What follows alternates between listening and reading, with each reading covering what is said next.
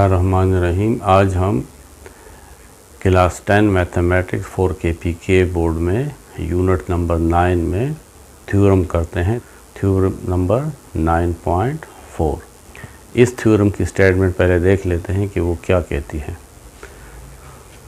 If two chords of a circle are congruent, एक circle है, ये हमने एक सर्कल ड्रा किया।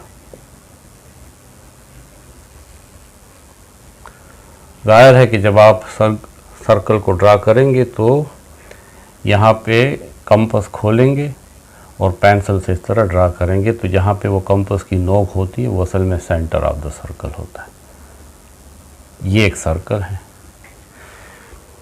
If two chords of a circle are congruent, इस सर्कल में टू कार्ड्स है।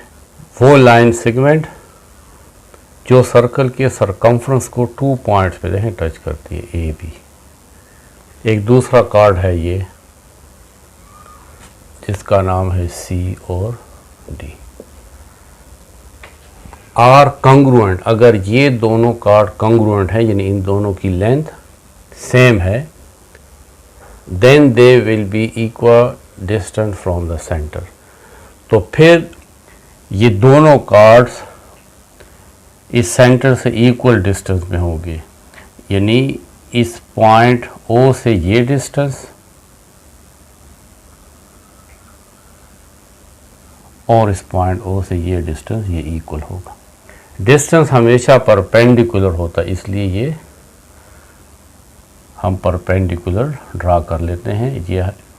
ये जो स्क्वायर ड्रा हुआ है इसका मतलब है कि ये परपेंडिकुलर है, ये जो डिस्टेंस है ये परपेंडिकुलर है। यहाँ पे जो हमने परपेंडिकुलर ड्रा किया है वो ए बी को पॉइंट ई के साथ इंटरसेक्ट करता है और इस सी डी को एफ के साथ इंटरसेक्ट करता है। प्रूफ ये करना है कि ये जो ओ ई डिस्टेंस होगा ये ओ एफ डिस्टेंस के इक्वल होगा। शर्त ये है कि ये दोनों कार्ड जो हैं ये कॉन्ग्रुएंट हो, यानी लेंथ में सेम हो। तो अब देखें गिवन में हमें क्या दिया है। A circle with center O, फिर साथ साथ ए बी और सी डी दो कार्ड्स गिवन हैं जो कॉन्ग्रुएंट हैं। A B and C D are two cards which are congruent। ये congruent भी है।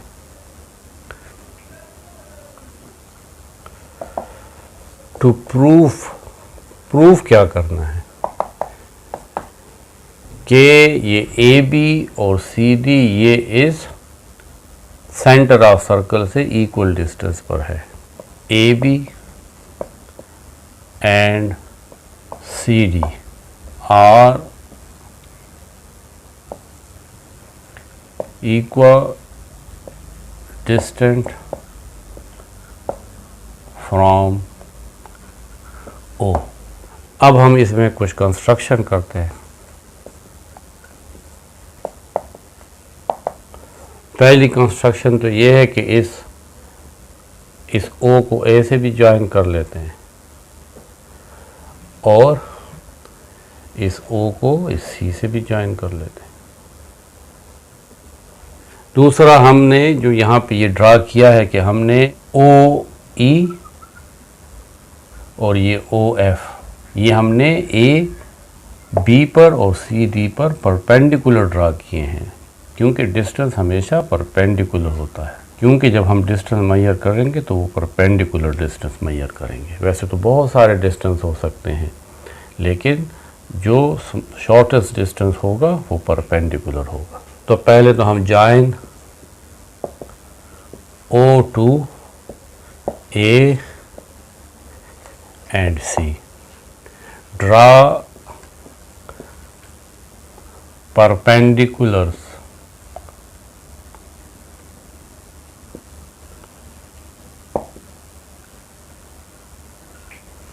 ओ ई एक परपेंडिकुलर है and O F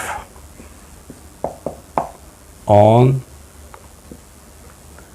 the given chords, ये जो कार्ड है इसके ऊपर कौन से chord, A B and C D respectively, इन तरतीब के साथ, इस तरतीब के साथ ओ ई ए बी पे परपेंडिकुलर है और ओ एफ सी डी पे परपेंडिकुलर है, इसलिए हम इसको रिस्पेक्टिवली कहते हैं। अब हम इसको प्रूफ करते हैं। हमने प्रूफ करना है, स्टेटमेंट्स लिखेंगे और यहाँ पे उसकी रीजंस होगी। सिंस ये जो ओ ई है ये परपेंडिकुलर है, ये परपेंडिकुलर का सिंबल होता है ए बी के, ये हमारी कंस्ट्रक्शन थी कि O E is perpendicular to A E and O F is perpendicular to CD। ये हमारी कंस्ट्रक्शन थी, ये हमने कंस्ट्रक्ट किया है। तो हमने थ्योरम 9.3 में पढ़ा है जिसकी स्टेटमेंट ये है, perpendicular from the centre of a circle on a card bisect it. Theorem ये कह रहा है कि जब हम सेंटर से परपेंडिकुलर कार्ड पे ड्रा करते हैं तो ये परपेंडिकुलर इस कार्ड को बाइसेक्ट करेगा, दो इक्वल पार्ट्स में डिवाइड करेगा। तो क्योंकि हमने ए बी के ऊपर परपेंडिकुलर ड्रा किया है और ओ एफ सी डी पे परपेंडिकुलर ड्रा किया है, तो फिर ए ई और ये बी ई ये आपस में कंग्रुएंट होंगे क्योंकि ये इसको बाइसेक्ट कर रहा है ये परपेंडिकुलर, और डी एफ और सी एफ ये भी आपस में कंग्रुएंट होंगे। Therefore A E is congruent to B ई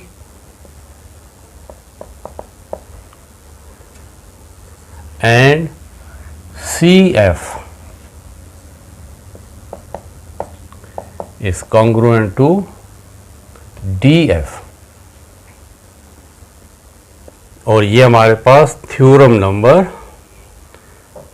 9.3 है, उसकी स्टेटमेंट हम यहाँ पे लिख लेते हैं। परपेंडिकुलर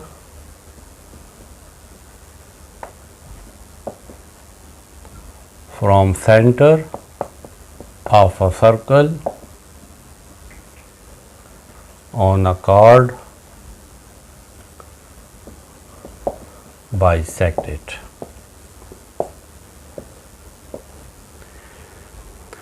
तो जब ए ई कॉन्ग्रुएंट है बी ई के और सी एफ कॉन्ग्रुएंट है डी एफ के, इसको हम इस तरह भी कह सकते हैं कि मेजरमेंट ऑफ ए ई, इसी को दोबारा लिखेंगे लेकिन अब आप साथ एम भी लिख लें, यानी इसका मतलब है कि अगर हम ए ई की पैमाइश करेंगे तो वो इक्वल होगा मेजरमेंट ऑफ बी ई के। फिर आपने इसके साथ कॉन्ग्रुएंट नहीं लगाना, जब आप मेजरमेंट कहते हैं तो फिर कॉन्ग्रुएंट नहीं लगाते, फिर इक्वल लगाते हैं।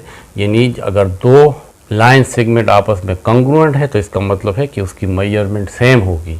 और ये भी इसी तरह लिख लेंगे, measurement of C F is equal to measurement of D F. लेकिन हमें गिवन क्या था, बट गिवन हमें ये है कि ये जो ए बी कार्ड है, measurement of A B chord, ये इक्वल है measurement of C D chord के। लेकिन ये जो आप मेजरमेंट ऑफ ए बी देख रहे हैं, ये पूरा ए बी असल में दो हिस्से हैं। देखें, ये पूरा ए बी इक्वल है ए ई और बी ई के। तो measurement of A E plus measurement of B E is equal to, ये जो कंप्लीट कार्ड सी डी है ये दो हिस्सों के इक्वल है, सी एफ और D F. Measurement of C F plus measurement of D F, measurement of A E plus, अब अगर आप यहाँ ऊपर देखें तो measurement of B E measurement of A E के इक्वल है, तो मेजरमेंट ऑफ बी ई की जगह आप मेजरमेंट ऑफ ए ई भी लिख सकते हैं, is equal to measurement of C F plus measurement of D F. देखिए मेजरमेंट ऑफ डी एफ किसके इक्वल है, मेजरमेंट ऑफ सी एफ के, तो आप इसकी जगह मेजरमेंट ऑफ सी एफ भी लिख सकते हैं। Measurement of A E plus measurement of A E, तो आ जाएगा 2 measurement of A E is equal to measurement of C F plus measurement of C F, तो आ जाएगा 2 मेजरमेंट ऑफ सी एफ। इस दोनों साइड को 2 पे डिवाइड कर दें, divide by 2,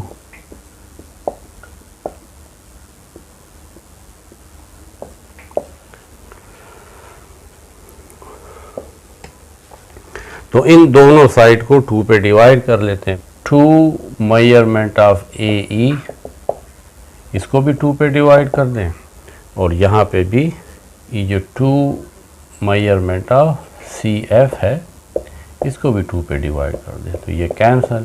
measurement of A E is equal to measurement of C F. तो जब मेजरमेंट ऑफ ए ई और मेजरमेंट ऑफ सी एफ आपस में इक्वल है, इसका मतलब है कि ये जो ए ई है ये कॉन्ग्रुएंट होगा सी एफ के, यानी ये दोनों आपस में कॉन्ग्रुएंट हैं। तो इस वजह से हमने वो मेजरमेंट हटा के यहाँ पे इक्वल की जगह कॉन्ग्रुएंट लिखा।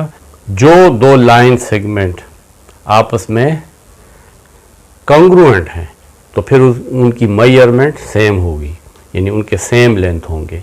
और इसके अपोजिट भी इसी तरह है कि अगर दो लाइन सेगमेंट आपस में इक्वल है यानी उनकी मेजरमेंट सेम है, तो फिर वो दोनों लाइन सेगमेंट या कार्ड जो कुछ भी है वो फिर आपस में कॉन्ग्रुएंट होंगे।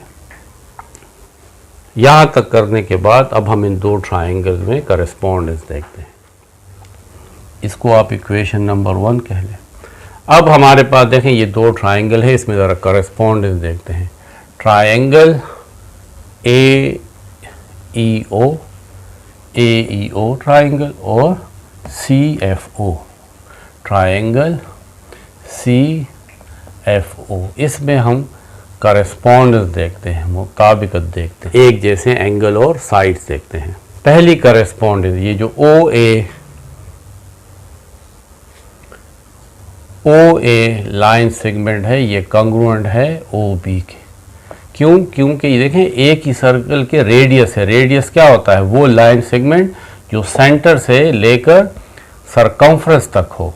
तो ये सेंटर से लेकर सरकमफ्रेंस तक है और ये भी सेंटर से लेकर सरकमफ्रेंस तक है, तो ये दोनों इस सर्कल के रेडियाई हैं। तो आप इसके साथ लिखेंगे कि रेडियाई, रेडियस की जमा रेडियाई ऑफ द सर्कल। ये एक बात है। दूसरी बात अभी हमने प्रूफ की है कि A E is congruent to C F.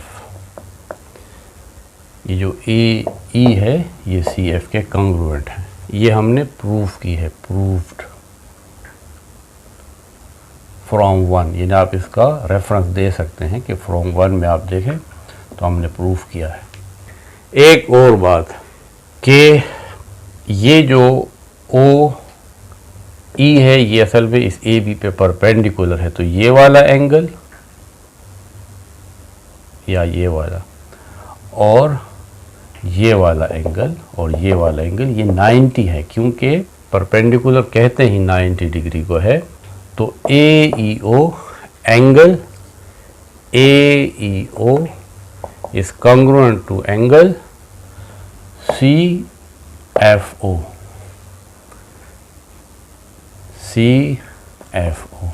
क्योंकि ये दोनों राइट एंगल्स हैं। अब हमारे पास एक थ्योरम है जिसको मैं आप पहले भी आपको बता चुका हूँ क्लास 9th में कि अगर किसी राइट एंगल ट्रायंगल में एक साइड और एक हाइपोटेन्यूज दूसरे राइट एंगल के एक साइड और एक हाइपोटेन्यूज के कॉन्ग्रुएंट हैं तो फिर दोनों ट्रायंगल कॉन्ग्रुएंट होंगे। यहाँ पे देखें ये हाइपोटेन्यूज है और ये हाइपोटेन्यूज है और ये दोनों राइट एंगल है क्योंकि इसका एक एंगल 90 है, इसका एक एंगल 90 है। 90 के सामने ये वाला साइड ये हाइपोटेन्यूज है।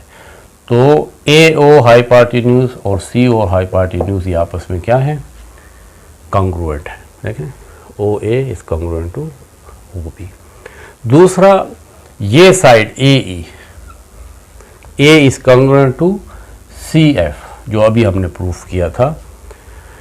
तो जब एक राइट एंगल ट्रायंगल में, और ये राइट एंगल ट्रायंगल इसलिए कि क्योंकि इसमें एक एक एंगल जो है वो 90 है, तो जब एक राइट एंगल का एक हाइपोटेन्यूज और साइड दूसरे राइट एंगल के हाइपोटेन्यूज और साइड के कॉन्ग्रुएंट है तो ये दोनों triangle AEO is congruent to triangle CFO क्योंकि हमारे पास पोस्टुलेट है hypotenuse side is congruent to hypotenuse side.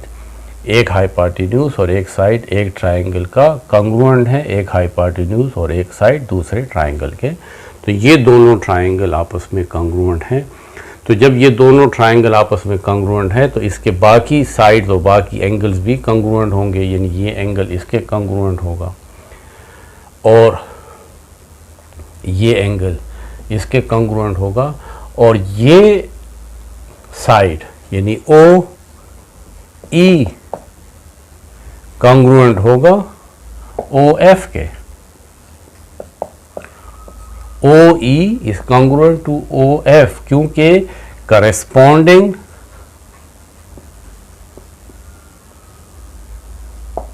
sides of congruent